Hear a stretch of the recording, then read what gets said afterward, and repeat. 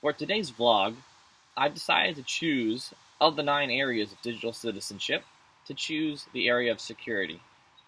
Security is something that I have, even though I'm more of a digital native myself, I feel I've always had a strong sense of being mindful of what I post online and the information that can be seen or retrieved by others.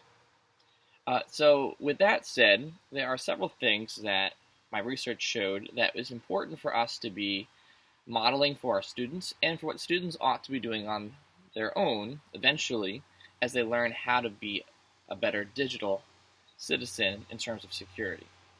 But one of the first things that we see is that too many students do not protect their electronic data. This is as simple as just not having virus protection on their computer. 67% of people don't even have appropriate firewall set up on their devices. So they're not even allowing, it's kind of like having a house and there's no locks on your doors.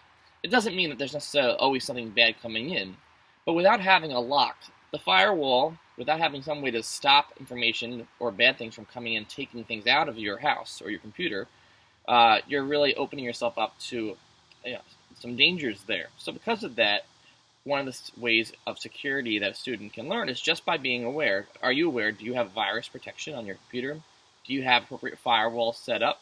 Are you making sure that you're monitoring the kind of data that's allowed to come in and out of your computer? The second thing that we can see that students can do is just backing up their data. Even if it's not in fear of someone, of their information being corrupted, just the idea that their information could get lost. It could be as simple as their cell phone falling into a lake, their laptop getting smashed by accident. Do they have appropriate backed up data to external hard drives ready to go? I constantly am backing up my information to 2 different external hard drives. And even people say that's a little crazy, but I really believe that even though the likelihood of losing one hard drive is very slim, I would rather not take that chance and just back up to even 2 different external hard drives. And even nowadays, students don't even need to do that. Even just uploading everything to the cloud. There's definitely lots of different data holding places on the internet that they can put their stuff, and they don't even need to worry about external hard drives. I, myself, am a little more old-fashioned, and I still prefer to have everything onto an external hard drive rather than trusting it to the internet, even just, again, from privacy and security purposes. I still find it strange that people take their photos and have it instantly uploaded to the cloud every time they take a photo. It's a little strange for me personally.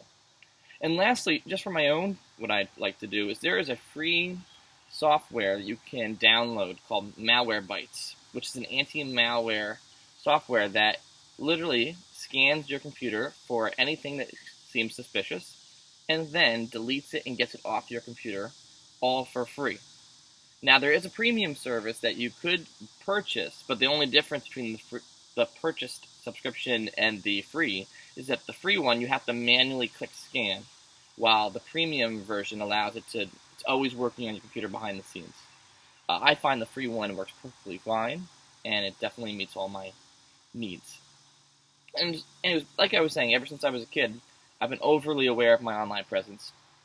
And, I've never been comfortable with the concept, the idea that anyone could simply type my name into their computer or their phone and search and know who I was, know my address, know my likes, know that I like chocolate, know my...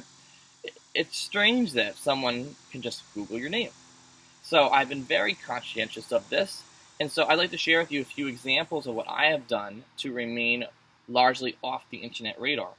As I stated in another forum, is when I Google my name, nearly nothing comes up, which is probably surprising for a 30-year-old to not have a lot of information on them.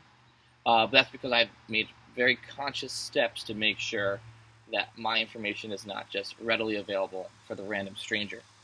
And it's a whole bunch of little things I've done. So number 1, I always delete my cookies on my computer. Constantly. I know most people just see it as a hassle. They say, what's the big deal? For me, just peace of mind knowing that just getting rid of the cookies and different things on my computer. I'm always deleting the behind-the-scenes information. This also helps, on a side note, when trying to purchase plane tickets. Those websites know where you most often fly, and you better bet they're going to use it to their advantage to make sure you don't get the price that you need. Number two, I use aliases and separate email accounts depending on their usage. Now, some people might find this unethical. I do not find it inappropriate because I'm not using it for necessary things. This is not about doctor's offices or schools. This is stuff as simple as when you go to the grocery store and in order to get the coupons, you have to give them your name, your birthday, essentially your social security number. And as a student, myself, and to my future students or the ones I'm teaching, I'm always they always think I'm crazy, but I really mean, there's no reason to give Walmart your address unless you're getting something sent to your home. But there's no needs for us. We're too readily willing just to give away our information for free. If they're going to get my information, they're going to have to pay for it, or they're going to have to work really hard to get it, because I'm not just going to be a willing vessel giving them away information. So some of the ways that I've done this is that, for example, on Facebook, I do not have my real name on Facebook, at least my last name. So I have my first name, Matthew, and then I have a shortened version of my last name, Troy, just so that no one, it's really for the sake of students. That way students can't go searching for me online and then be looking me up. That's kind of strange, especially as teachers. Don't you know that you better bet that your students have looked you up online, looking for any incriminating photos that they can use, that they can add to to meme you. And trust me, even at my school, they have literally a whole Instagram page where they meme the teachers. There's no reason they should find me on the internet that they can add to that firepower that they have. Also, when it comes to email accounts for the stores, restaurants, coupons, I use a random email. I use the same one at every store called mattspamemail@gmail.com. And that way I don't have to check it all the time. I don't have to worry about a bunch of spam because that's where all my spam goes to. I keep only my personal email given to personal and important things, such as the doctor's office, my family, scholarships, schools, things of that nature. Get my real information. There's no reason for, Lobster for, what's the name of the place? Anyway, it doesn't make any reason that you need to give out your information again. This includes my online phone numbers. You go to purchase something on Dick's Sporting Goods and says, what's your phone number? Now, some people think, what do they need to call? When was the last time Dick's Sporting Goods gave you a phone call? They won't. What they're going to do is they will likely just email you. So in that case, send that to your spam folder or a purchasing email, and then you don't have to worry about them sending you a bunch of things that you don't want all the time, or them possibly selling your information to someone else that they can use against you. Essentially, unless it is absolutely necessary, never give out actual information, personal information of yourself to the internet.